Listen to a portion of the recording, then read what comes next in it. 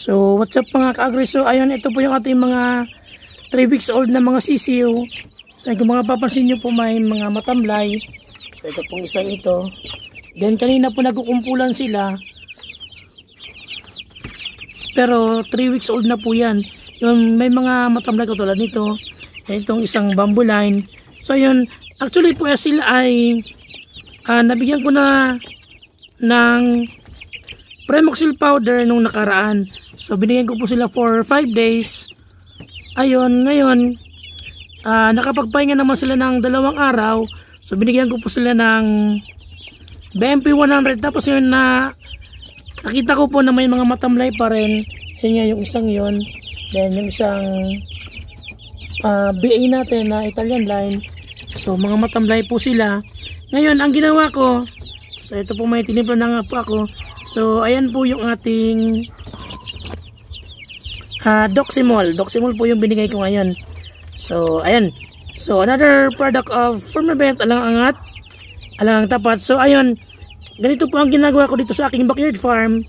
Kapag po binigyan ko na po sila ng Premoxil powder, tapos mga ilang araw bigla ulit silang tumamlay. So ayun, ang ibig sabihin po nun, yung mga bakterya po nakaka-apekto sa kanila ay hindi po natanggal ng ating Premoxil powder dahil hindi siya, or siya yung mga bakterya, sila yung mga bakterya na hindi natatanggal nung ating amoxicillin, tylosin.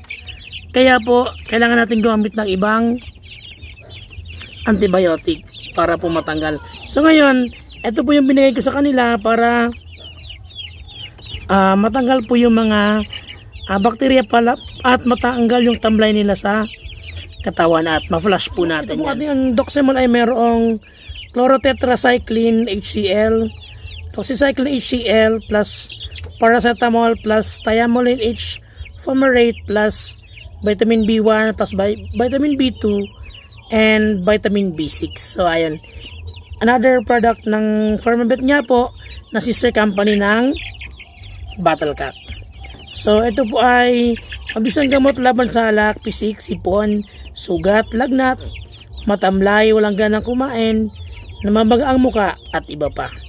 At ang kagandahan po ng Doximol ay pwede po siya sa ibang uri or sa lahat ng uri ng hayop sa ating farm. So yun po, kapag hindi po talaga tinablan ng Premoxil powder ang ating mga manok at matamlay pa rin after few days, so kailangan na pong gumamit tayo ng Doximol. So yun lamang po, gumamit tayo ng Doximol, ng produkto ng Firmavent, alang-angat, alang